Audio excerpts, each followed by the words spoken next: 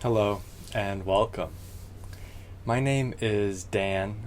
I am a body worker and I am here to share with you a bit about my personal somatic experience in hopes that you may find some insight into your own somatic experience. That is, insight into your own body, insight into how to live well, how to live with ease, how to live with ability, and how to live in right relation with your body. Ideally, so that one day you may become a clear channel for energy to move through and to be. Today I wanted to talk a bit about the importance of the physical expression of emotion. In particular here, I'm going to be focusing on sort of the negative emotions, right? Emotions that we may not enjoy feeling, anger or sadness, grief.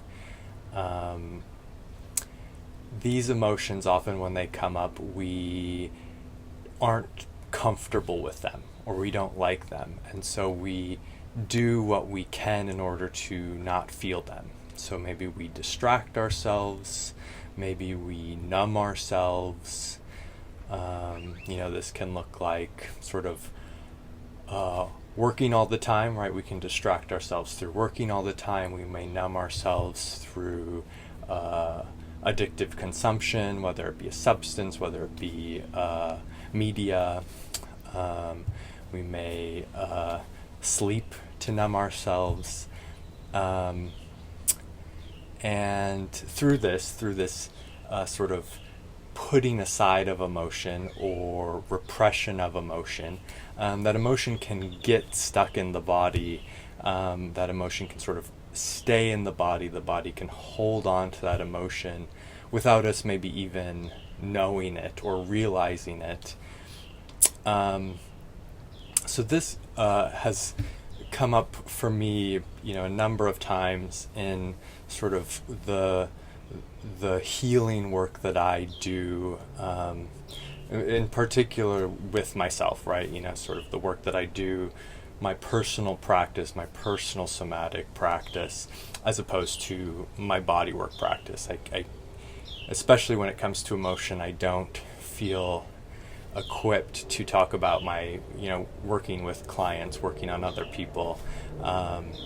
Emotion definitely comes up on the table sometimes when I'm working with clients, but it's I can't speak to their experience. I don't know what their experience is, and ultimately, it doesn't matter.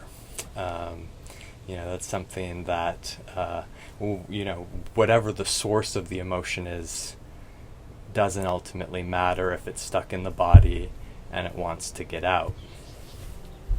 So I sort of induced some emotion recently that I wasn't expecting. I got a little foster dog, and I only had him for about a week, so I didn't, I bonded with him, but it was a week of bonding, so it wasn't a great connection that formed over time. It was a great connection that formed over a brief period of time.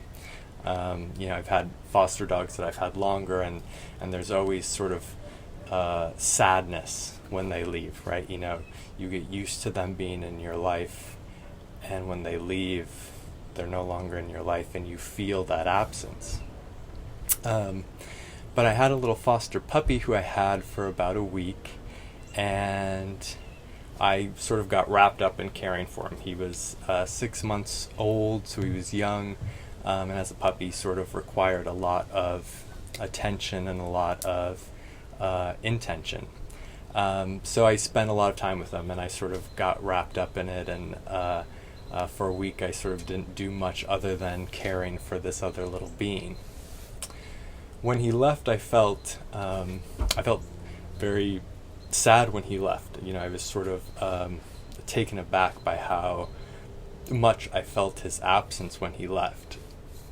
And through that, I realized that he reminded me a lot of the dog that I had when I was growing up, who I was very close with, who I grew up with. We got her as a puppy, and so we were kids together. We grew up together, so we were very close. And she was a very physically engaging dog, right? She liked to like wrestle. She liked to like bite on me, chew on me, and so we had a very physical relationship.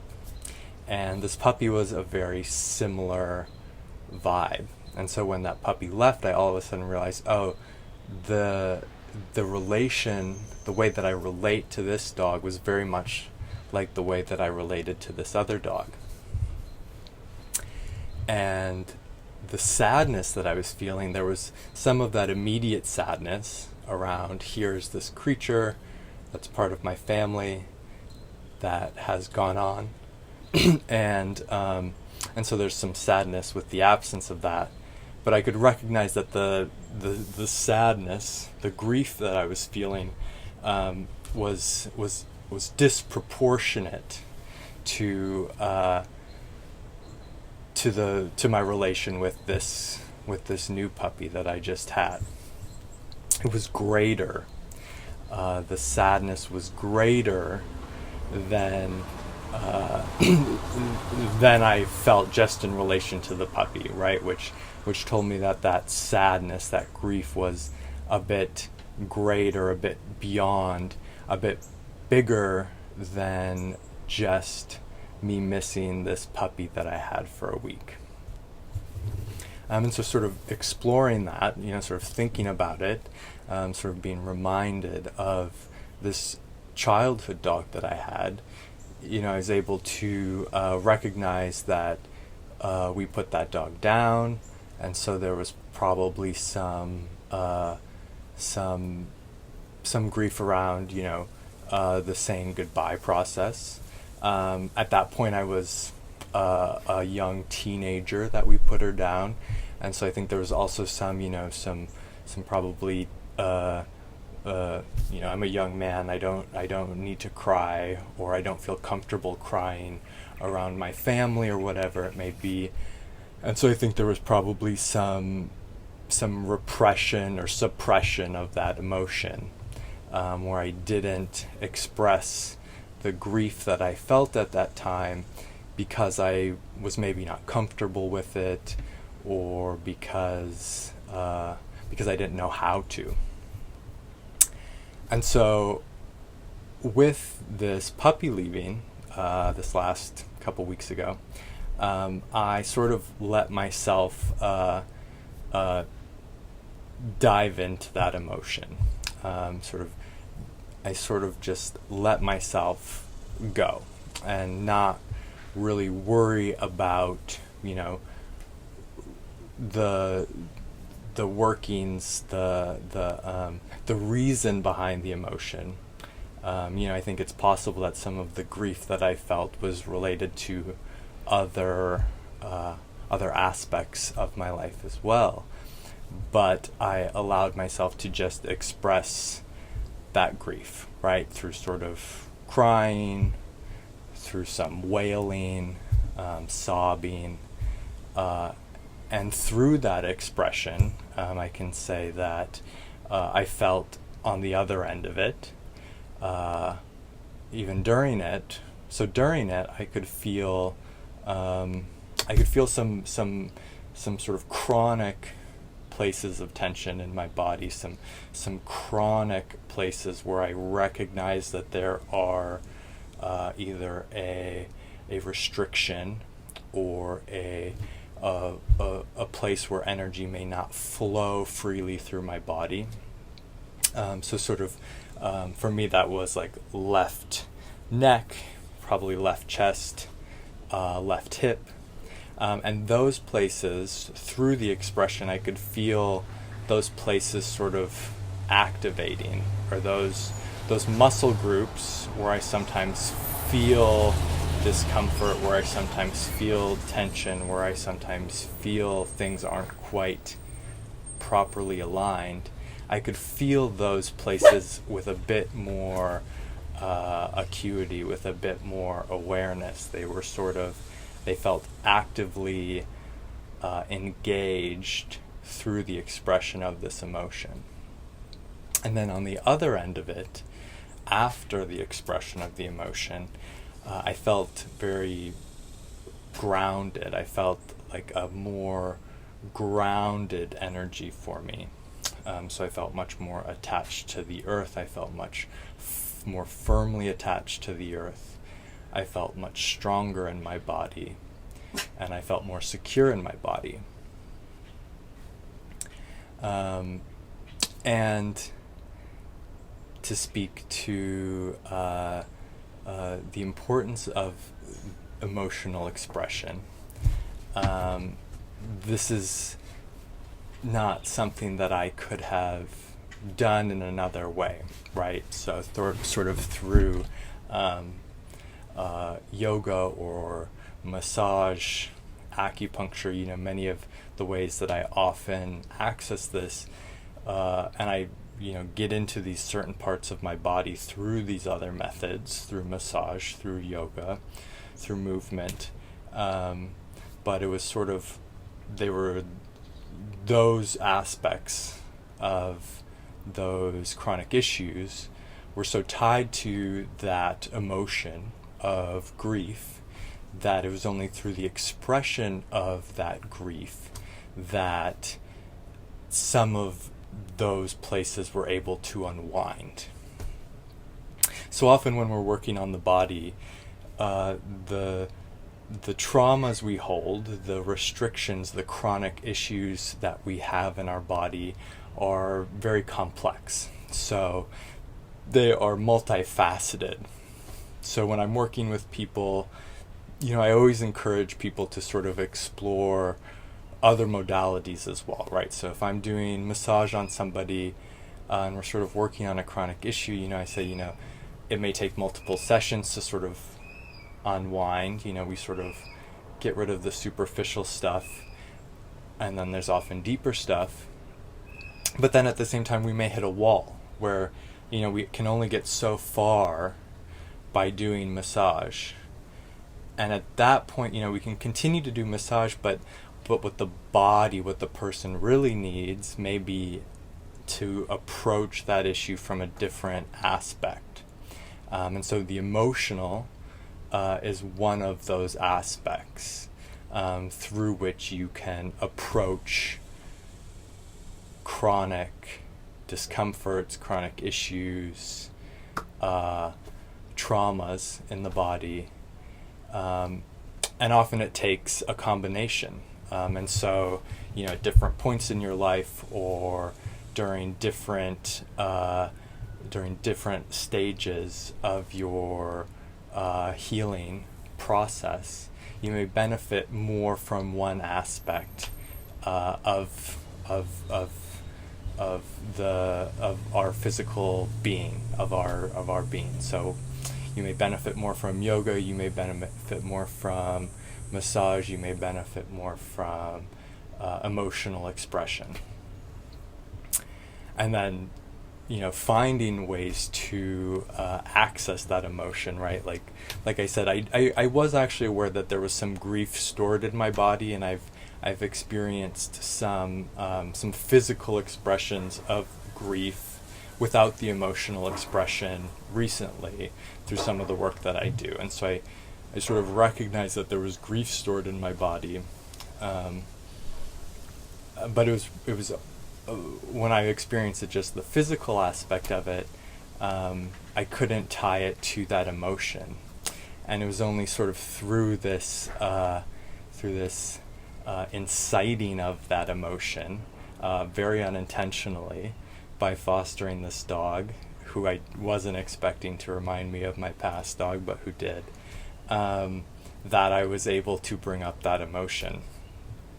So talk therapy, many of the psychotherapies will offer different tools to sort of access or find that emotion that that may be stored there. So you may have to sort of work a little bit or explore a little bit to find ways to access, to get at that emotion.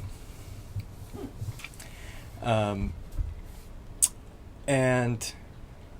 on the other side of this, I'll say too, once I sort of expressed that emotion, right? So initially it was the missing of this puppy that I had, and then it was feeling of the grief for my past losses.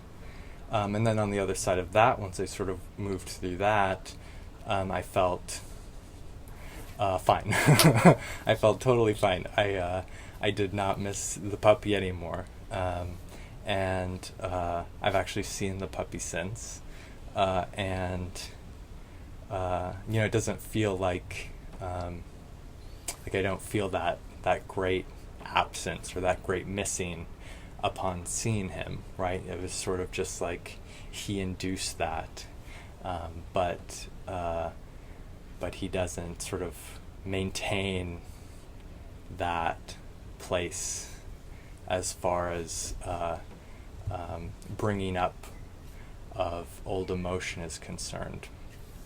And so I think through the expression of emotion, we may ultimately be able to process and move through that emotion, be free of that emotion, at least in terms of how we've been able to express it, right? There may still be grief in my body, there's still likely grief in my body, but maybe I may need to access it through different ways, or it may be brought up through a different sort of emotional, there may be a different impetus to it, maybe related to a different aspect than my relation with a dog, with a pet.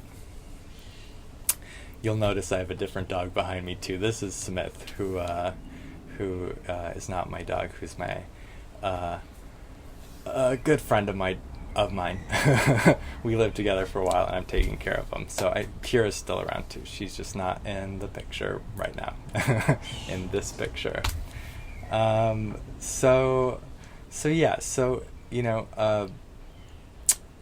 Explore your emotion.